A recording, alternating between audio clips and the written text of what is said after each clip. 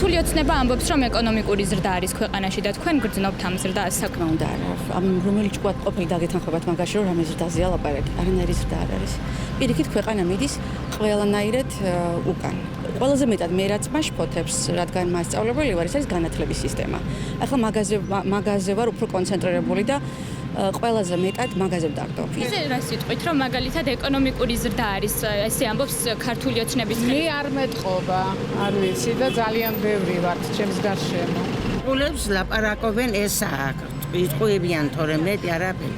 იტყვებიან და არაფერი არ გამოდი და არ ვიცი. მუდმივად ამბობენ, რომ თუნდაც 2025 წელს ეკონომიკური ზრდა იყო ქვეყანაში. თქვენ გრძნობთ ამ ზრდას. კარგი და ძალიან ვთქვათ რა. ეხლა ეს გამომდის ცოტა ცინიკურას, მაგრამ რომ ზრდაზეა ლაპარაკი.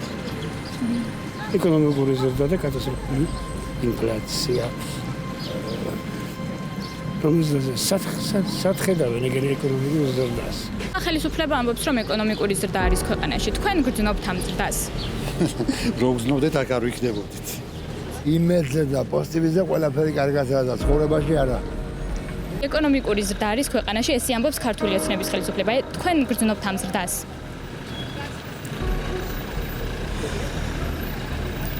მე არ ვიცი, მაგრამ თუ არის, ალბათ ჩვენამდეც მოვა. საერთოდ ვარცდა პირიქით უარესობა და უარესობა ექნება ჩემი აზრით ქვეყანაში. მე არ მჯერა. მაგას კი ამბობენ, მაგრამ ზრდას საიდანაა. სიგი ნაგავში იქექება ხალხი და საჭმელს ეძებს. გული მიტირის რო ხედავ ადამიანს მაგისთან ადგილში. ქართული ოცნება ამბობს, რომ ეკონომიკური ზრდა არის ქვეყანაში. თქვენ გრძნობთ ამ ზრდას. არა. ხედავ სოციალურებს რა უქნეს, რამდენი მილიონი შეუჭამეს და თქვენ უყურებთ ტელევიზორს. რა ამბავია ხედავ სოციალურებს, ყველას ჭამენ, ყველას არში მიემდა. სად ხარჯავენ ესენი ამდენ ფულს, სად მიაქვთ აზრი არა რა. საწოდავი არა, ჩვენ გლეხები? ჩვენ მესამე ფერა.